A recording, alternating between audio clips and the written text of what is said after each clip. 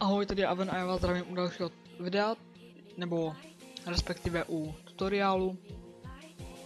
Jelikož mi někdo psal, že neví jak na timelapse a říkal, že bych měl udělat tutoriál nebo aspoň mu to nějak ukázat, říct, tak já teda aspoň tímto videem.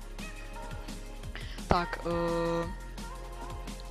edituju vlastně videa přes Live Movie Maker. Kdo má vlastně originální Windows 7, tak ví, měl by tam mít už ten Live Movie Maker, kdo nemá, tak mu dám když tak, nebo kdo tam prostě neměl, tak mu dám vlastně do popisu videa link na stáhnutí. No a jediné co potřebujeme je video, které bychom vlastně chtěli timelapsovat, nebo nevím jak to nazvat. Klikneme na něj pravým, otevřít v programu a dáme Windows Live Movie Maker. Tak. A máme ho tady, teďka už jenom vlastně, já si to tady takhle dám a já vám chci totiž ukázat veškeré ty rychlosti. Takže já si tam dám takhle několik těch kousků. Tak. No a teď už jenom dáme úpravy. Počkejte, já jenom... Ne, dobrý, nejde to, OK. Dáme úpravy. A rychlost. Rychlost. Jednička je úplně normální. Vlastně to je, jednička je normální úplně takhle, vám to ukážu.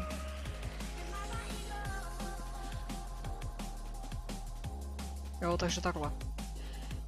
Dvojka je už zase urychlená, nebo zrychlená.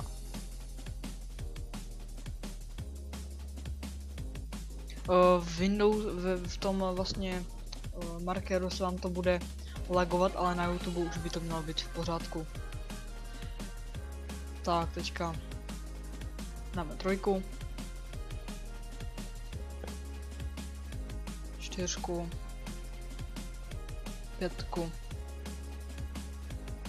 Šestku, sedmičku a osmičku. Tak. Teďka vám ten takhle přehraju.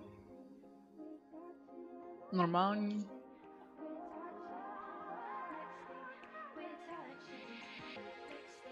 Opravdu tady jsou teďka budou vlastně ty lagy, jo.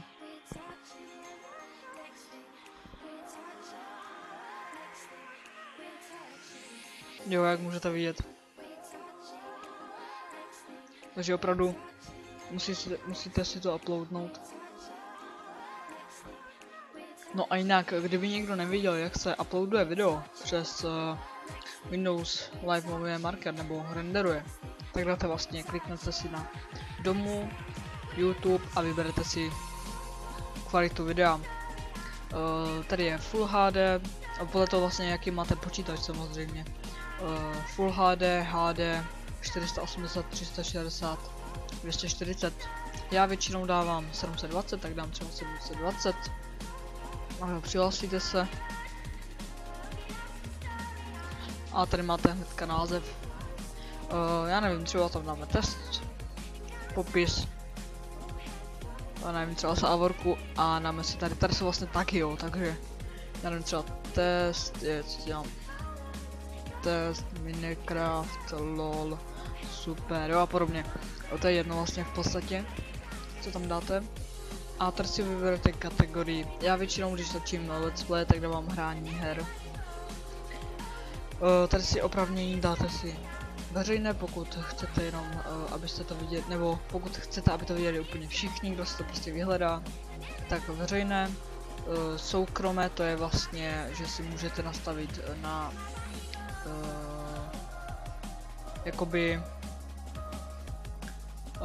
na e-mail mu třeba zašlete Prostě tam si vlastně vyberete, kdo chce, nebo jestli chcete, aby to někdo viděl, tak tam napíšete jeho e-mail a tam potom on si to může otevřít v pohodě.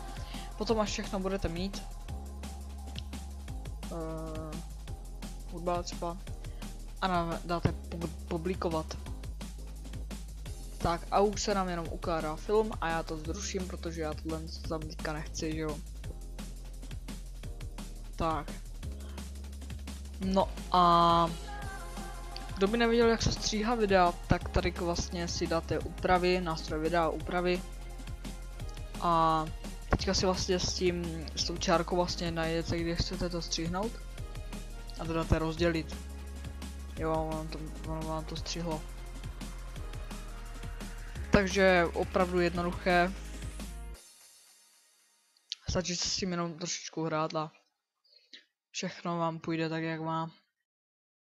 No a já se s váma teda pro dnešek asi rozloučím. Už nevím, co dodat. Takže já se s váma pro dnešek loučím a ahoj.